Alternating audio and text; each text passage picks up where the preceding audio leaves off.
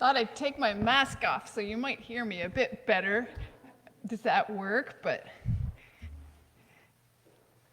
I tend to keep my mask on because I'm struggling with being a little immunocompromised. But there's not very many people in here, and you all mostly are wearing masks. So hopefully this works well for both of us, all of us.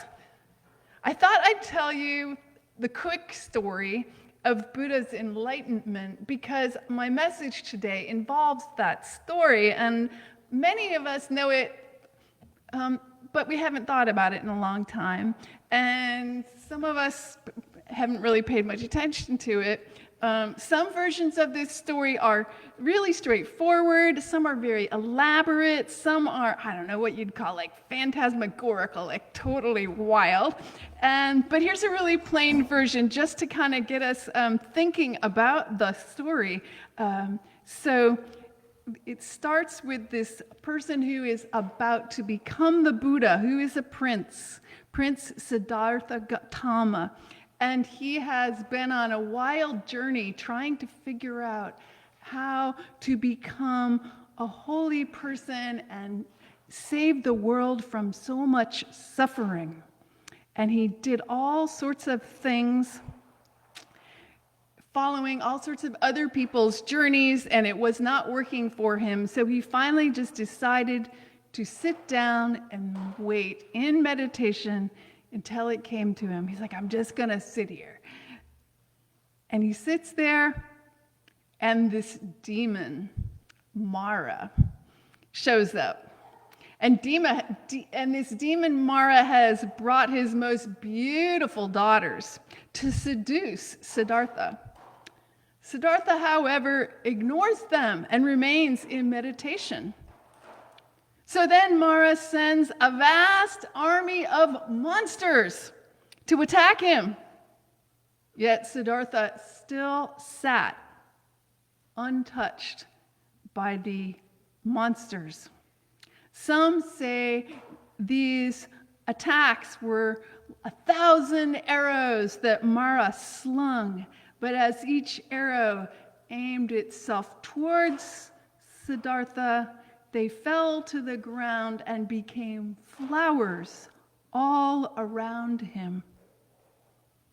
Mara claimed the seat of enlightenment for himself. He says, this seat rightly belongs to me, not the mortal Siddhartha. And Mara's monstrous soldiers cried out all together, I am his witness. And Mara challenged Siddhartha. Well, who's going to speak for you? Siddhartha looks around and realizes he's all alone. And he thinks for a moment. And then he reaches out his right hand and he touches the earth. And the earth itself spoke, I bear you witness. We often see pictures of the Buddha sitting, touching the ground with his palm or with his fingertips like this. As the earth cries, I bear you witness, Mara disappears. And as the morning star rose in the sky, Siddhartha Gautama realized enlightenment and became a Buddha. And that ends our reading for this morning.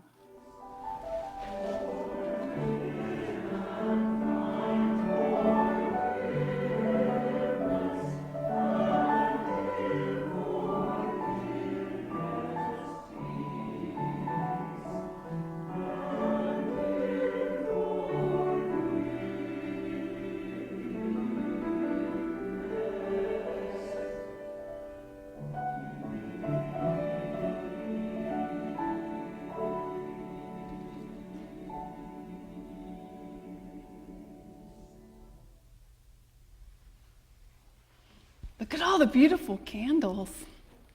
It's been a while since I've been in a church where you light candles, and it looks lovely. So I've been struggling a while lately with having problems with my vision, and And before that, I was struggling with some cancer. I have a chronic cancer, so sometimes it bothers me more than other times. But although I was raised Unitarian Universalist, I found that Buddhism has been a real treasure for me, and I've incorporated it more and more in my life as my life has had more glitches. Anybody in the room had a few glitches? Probably most of us. When I was younger, Buddhism didn't really appeal to me so much. I wasn't part of what I understood as part of my world reality, and I couldn't quite grasp why we would, I didn't understand the theology that involved, helping a suffering universe as much as I do now, because I've had my own moments of suffering and I've witnessed a lot more challenges the more I've gone through life.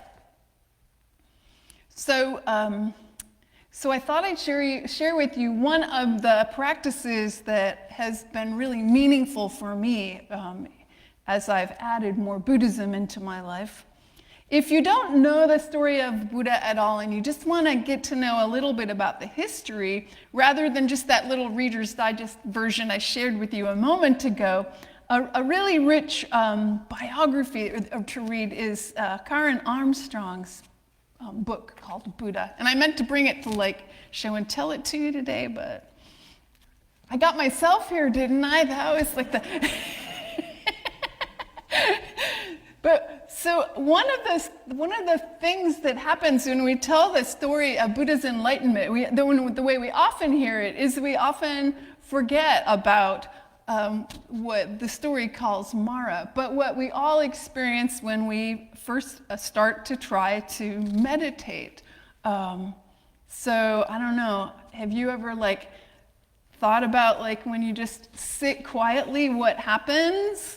When you just are sitting there for a little bit and you're trying not to think about anything specific, or maybe you're trying to solve all the problems of the world all at once. Ever done that? Yeah. So here you are, if you're in this room here with other people and everyone's being quiet, you're probably gonna actually sit still, because we're good social human beings. We do tend to sit still when we've been told we're supposed to, right? But things are going to roam around in your head. But I don't know about you, when I'm sitting alone, particularly if I'm out in the woods, all of a sudden I'm like, I've got a bug tickling my nose, and I got mosquitoes nibbling on my ankles, and I start thinking about how the fact that I'm hungry, and how long are you going to sit there? Me, not so long. I tend to want to get up. And if I'm at home, it's like, oh, I forgot to do the dishes. Oh, wait, there's laundry over there I need to fold, right? Does that happen to you? Well, if you're the really stubborn, determined type, none of you here are the stubborn, determined types, right? If you're the really stubborn, determined type, you might actually remember to stay seated and not move. But then you end up with this internal dialogue that happens when you sit there, right? Your mind says, hey, your leg is falling asleep. Get up and wiggle. And you're determined to sit. Mind says, no, I'm just going to sit here anyways. And your wiggly mind says, hey, the mosquitoes are eating you alive. You better get up. And your determined mind says, no, I can survive them. I'm going to stay seated. And your wiggly mind says, hey, there's some chores that didn't get done. Better get going on all that stuff. Hurry up, get up, get up, get up. And your determined mind says, no, I'm just going to sit here and breathe and not do chores right now. And your wiggly mind's like, I'm hungry. Yeah. We got a future preacher out there. So I'm sure if you've meditated, you know how this goes. That's where our determined mind helps us calm down. We think of it as like a windshield wiper that just kind of keeps washing all those whiny mind things away as we sit. Maybe we choose to sit for 15 minutes or an hour, see how it goes. But after a while, the mind gets more situated about the small stuff, and maybe some of the bigger stuff in your life will start to pop up. And then you find yourself, you might be having a long conversation about your relationship, maybe the last fight you had, running over and over in your head, or things that scare you, maybe losing your job, or people picking on you, or being misunderstood, or your cancer coming back, or your kids getting really sick. I don't know. Seems like we're always worried about what we're going to do when we are grown up, even when we're like 50-some or 60-some, right? Like the list of things that we find kind of scary or compelling to like grind on, chew on in our minds can be really endless. We might also think about things that make us angry, sometimes big picture things like gun culture in this country, mass marketing to little kids, I don't know, religious fundamentalism, the wanton destruction of our environment, and hey, why was it 60 degrees just a couple days ago, right?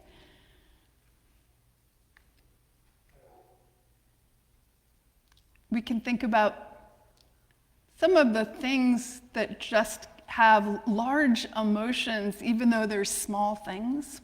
That we can wiggle around, those around in our minds, like the annoying boss that insists on 7 a.m. meetings, or that last big fight we had with someone and the angry words they said towards us, and we start wondering, are those really true?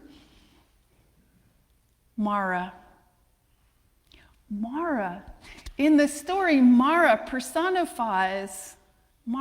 the demon, personifies all these unwholesome impulses and our unskillfulness, our lack of skill at what to do with all of these feelings and emotions and weird stuff that's happening in the world.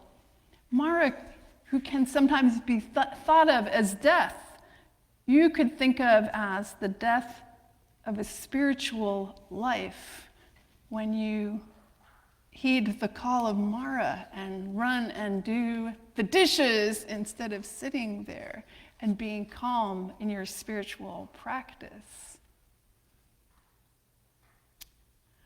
Mara is a mythic tempter, distracting us human beings from practicing the spiritual life, practicing any kind of spiritual life, whatever it is, by making mundane things alluring or negative things seem positive.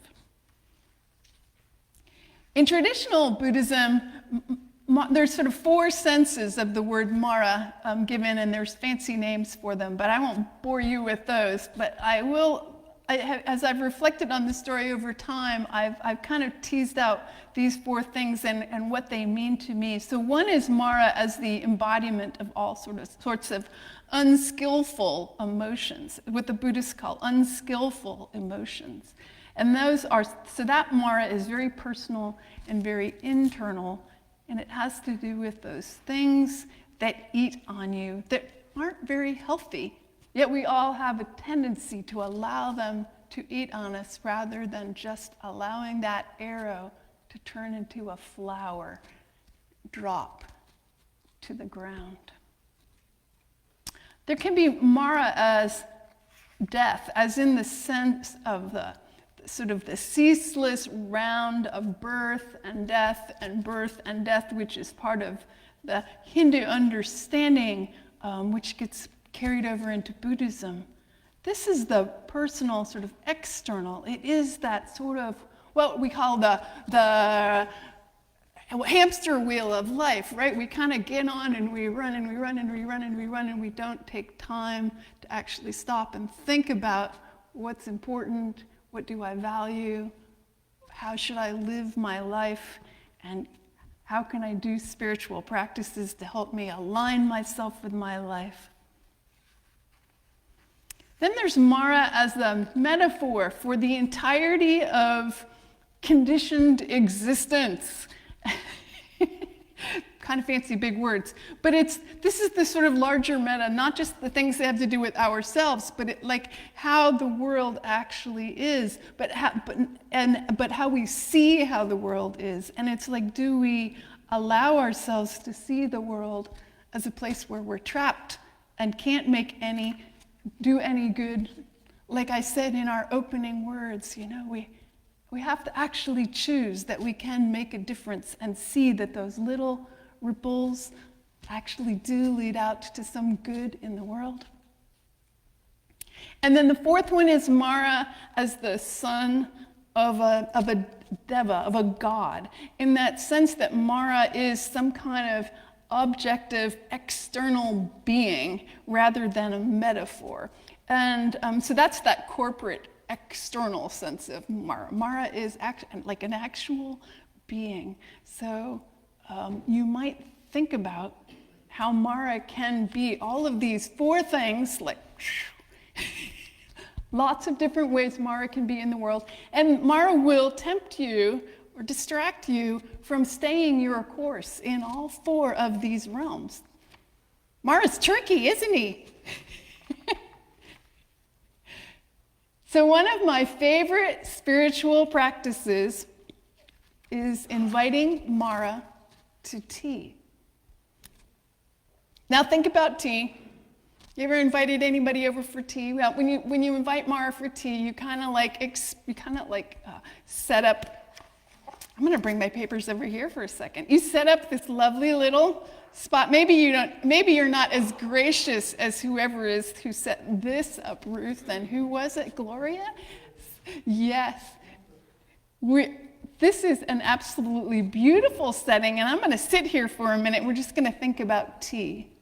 But when we arrange for tea, even if it's not as absolutely glorious as this, we still sort of we set the stage in some respects because it's a slightly formal occasion, right? This isn't just a casual meet in the hall. We're kind of like choosing to set aside a little time to do it, right? And it's somewhat time delineated, right? Like we know that when we invite somebody for tea, we're just inviting them over for a short time, maybe an hour, maybe 2 hours if we're real chatty. But they're not coming for the night. They're not moving in. They're not going to become, your husband or wife. They are coming for tea. It's important to remember that that's what tea means, right? Tea means something that's sort of organized, it's gracious, it's time delineated, it's not forever. It's important to remember that because when you invite Mara to tea, it can be a little bit frightening at first. Because our understanding of, demons and things that drive us crazy and things that tempt us is that maybe we should think of them as the enemy and cast them away. But the story is that Buddha invites people to tea, and Buddha, as after he's enlightened, even invites Mara to tea. So when we practice inviting Mara to tea, we can think about a lot of different things that have kind of made it hard for us to be as organized and as civil as how tea works. Post-COVID, or COVID-weary time that we're living in right now, we have all seen a lot of kind of exhaustion and malaise, I don't know if you want to call it that, something like weariness. We just kind of decaying of social skills. And boy, doesn't this look glorious? This little moment set aside for us. We've seen fires and floods and earthquakes, and it's all just been kind of unfathomable, even 60-degree days in February in Massachusetts. And we've seen the country's politics, which has been very wearying and exhausting, mind-numbing, soul-numbing. It leaves us kind of unsure how to engage in the world. And I'm sure many of us kind of feel like if we do try to engage, we're likely to pick the wrong thing because there's so many things. Or we're going to say the wrong thing or do the wrong thing. And many of us have our own personal struggles. COVID left many of us with worse health rather than better health. Me with shingles in my eye, I'm kind of struggling myself, revamping my life, and I'll bet many of you are kind of rethinking your lives in certain ways. So we all need to work on self-healing and self-care so that we can go into the world with energy and enthusiasm and skillfulness. Buddhism teaches us this: energy, enthusiasm, and skillfulness, particularly when we invite Mara to tea. Inviting Mara to tea allows you to be your own kind of mother in a way, where you can love yourself fiercely, kind of stop the voices of bullies in your head, protect yourself, calm and soothe yourself, even as a mother protects her child, her only child. One should cherish all living beings. This is what is written in the Metta Sutra. But it starts at home. It starts with cherishing yourself. And part of that, particularly your own internal demons, happens when we invite Mara to tea. So what does that look like? Just sit for a minute,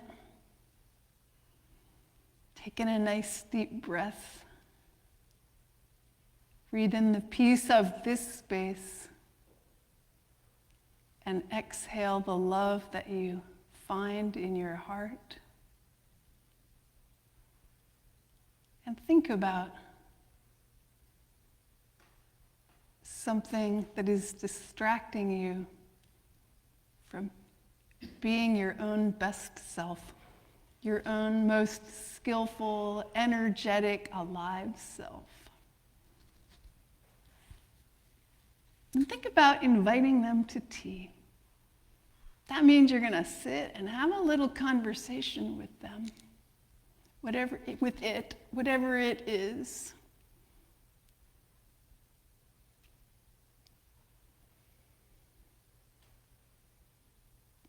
It sounds kind of scary, but it's tea. It's gracious. It's time delineated. We're told that Mara visited the Buddha a number of times in his little community while the Buddha was alive. And all the other monks from the community who were less skillful than the Buddha saw him as Buddha's enemy and would try to send him away. But the Buddha always invited him to come in, sit down, have tea. So now, I think, is the perfect time for us UUs who want to do so much good in the world to invite Mara to tea.